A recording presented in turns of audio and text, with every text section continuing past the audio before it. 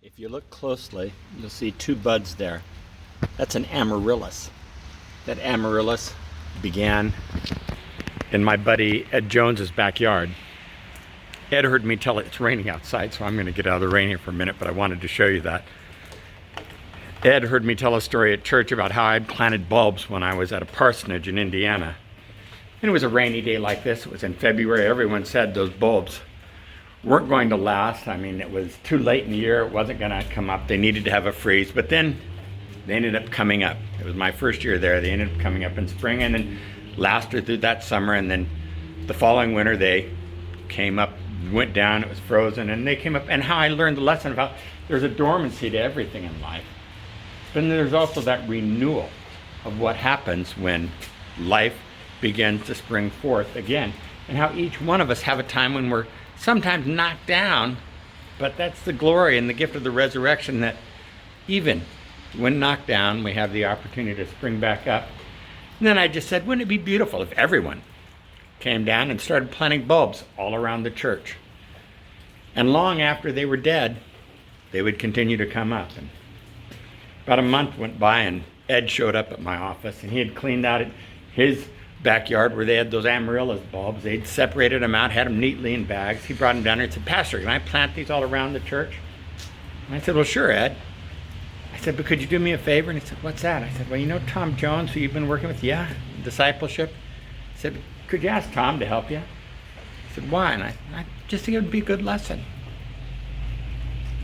And so Tom came out. I remember the day I came here. It was a hot day. It was blazing hot, and Tom's not good at being outside. Tom's got real fair skin, and they were out here. Ed had fair skin as well, and they were out here sweating to death, digging all the way around the exterior of the church, cleaning it all up, and planting those bulbs. Ed's been dead for 15 years or so.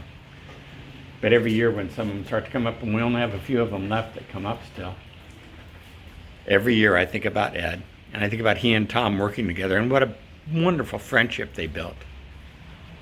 And how much more important that friendship was than those bulbs that remind me of their friendship. And I think about on this Maundy, Thursday, when Jesus, it said, knowing that he had come from God, that he is returning to God, got up from the table, he took a basin, he took a pitcher of water, took off his robe, and he got down on his knees and he washed his disciples' feet. Here it says he knew exactly who he was in this moment. He knew that he had come from God. He knew he was returning to God. He knew that the story had been lived out. He knew all of it. He knew that he was going to be going to the cross, that he was going to be knocked down, but he also knew the resurrection was ahead of him. And so he wanted to teach him one really important lesson, and the lesson was this, was that I came not to rule over you, but I came to love you in service. And that love that we give in service, it lasts way beyond anything else than anyone can give in this world. Like the blooms on flowers were planted here at the church that now grow all the way over the old chapel over here. Like the building of patio covers that now shelter us in the summer from shade. Like the bulbs that no one sees after the amaryllis blossoms, but those amaryllis will blossom in the days to come. And I'll look at it and I'll smile, and I'll think of Ed, I'll think of Tom, I'll think of all of us who know that story.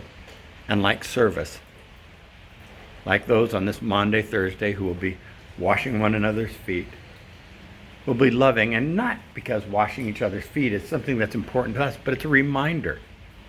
Do this so that you remember.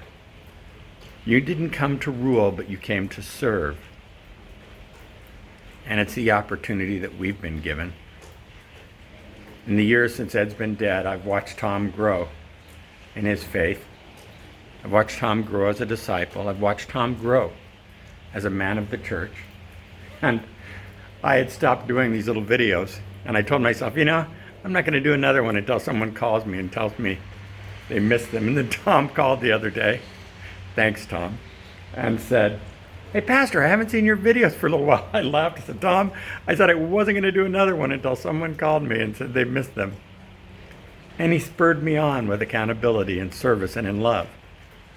And I thought about what we get to do. Today, there are 17 million Americans who in the last 3 weeks have been unemployed. Now, here's one of the harshest parts about this. The stock market is going up while they're losing their jobs. What does that say to them? It says the economy doesn't care about you. Wall Street, they don't care about you. In fact, lose your job, lose your paycheck, stock market will go up. There are so many, millions, over 10% of the United States workforce, and that's just in the last 3 weeks. Millions and millions more who need our service. And if you're in a position where you can still get down on your knees, you can invite someone to be discipled next to you. You can serve them. You can wash their feet. You can clear out the bulbs in your backyard, the metaphorical bulbs. How many of us have an abundance of so much? And then just not give them to someone, but invite someone to share the planting with us. Not in a harsh, preachy way, but the way Jesus did, knowing in confidence the love that you've already received, and then serving others. And Jesus closed by saying, and if I, your Lord and Savior, wash your feet, how much more should you wash one another's feet? This is the lesson he gave us. This is what Maundy Thursday is about. Ed washed my feet many times in more ways than I could tell you. I don't like to talk about Ed too much because I cry. He was a dear friend and I miss him. We all have people through this time that we've loved and people who are being lost because of this stinking virus. During this time, it's not our job to live in fear, but to live in faith. And to remember that we've been called to wash one another's feet and to serve. There's an opportunity for you on this Easter weekend. There's an opportunity for you as you come into these holiest of days to celebrate the Savior who came not to rule in power, but to serve and to invite us to serve in love. It's how we step away from lives that are mediocre. It's how we become miraculous. Have a miraculous day. It's raining again. Oh no, it's raining again. Go out and enjoy the rain. Go out and celebrate someone. Pick up the phone and call someone. Just tell them that you long to care for them in service. And if you know someone who's lost their job, encourage them. If you've lost your job, I'm so sorry. If you need something, don't hesitate to call us here at the church.